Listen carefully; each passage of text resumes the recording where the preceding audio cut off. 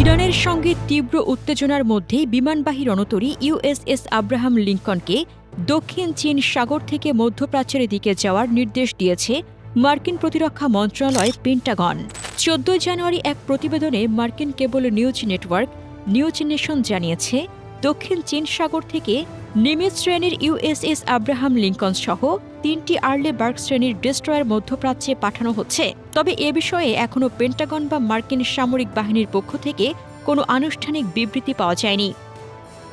যুদ্ধ, সহিংসতা, রাজনীতি, কূটনীতি সহ বিশ্বব্যাপী ঘটে চলা আলোচিত সব ঘটনা প্রবাহের বিশ্লেষণ ও বিস্তারিত জানতে সাবস্ক্রাইব করে দুতিয়ালের সাথেই থাকুন।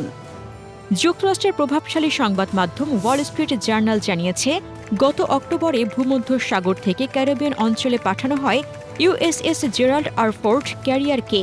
এতে বর্তমানে ইরানের উপর সম্ভাব্য হামলায় ভূমিকা রাখার মতো কোনো বিমানবাহী রণতরী মধ্যপ্রাচ্যে নেই, যেমনটি গত জুনে তেহরানের হামলার সময় ছিল।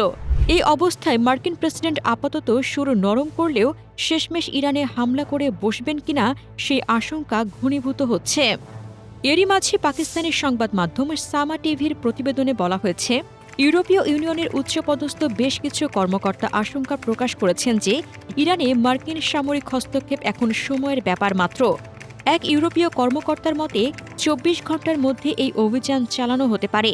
একই সুর শোনা গেছে ইসরায়েলি কর্মকর্তাদের কণ্ঠেও। তাদের দাবি, প্রেসিডেন্ট ডোনাল্ড ট্রাম্প ইতিমধ্যে সামরিক হস্তক্ষেপের সিদ্ধান্ত নিয়ে ফেলেছেন, যদিও এর ব্যাপ্তি বা সঠিক সময় সম্পর্কে এখনও নিশ্চিত হওয়া যায়নি। মধ্যপ্রাচ্যে যুক্তরাষ্ট্রের বৃহত্তম ঘাঁটি কাতারের আল উদৈদ থেকে কর্মী প্রত্যাহার, নতুন করে মধ্যপ্রাচ্যে বিমানবাহী রণতরী পাঠানো, এসব ইরানে হামলার আলামত কিনা তা স্পষ্ট নয়। কারো কারো মতে এগুলো ইরানকে চাপে রাখার কৌশল। তবে এরপরও খেয়ালি ট্রাম্প যে কোনো সময় যে কোনো কিছু করে বসতে পারেন। তার সিদ্ধান্ত নিয়ে শেষ পর্যন্ত সুনিশ্চিতভাবে কিছু বলা যায় না।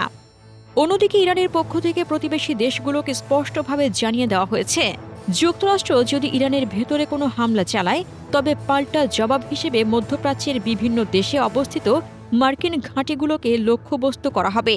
এরই মাঝে সৌদি আরব, কাতার ও তুরস্ক জানিয়েছে, তারা ইরানের সম্ভাব্য যে কোনো হামলায় যুক্তরাষ্ট্রকে তাদের ভূখণ্ড ব্যবহার করতে দেবে না। News desk, দুতিয়াল।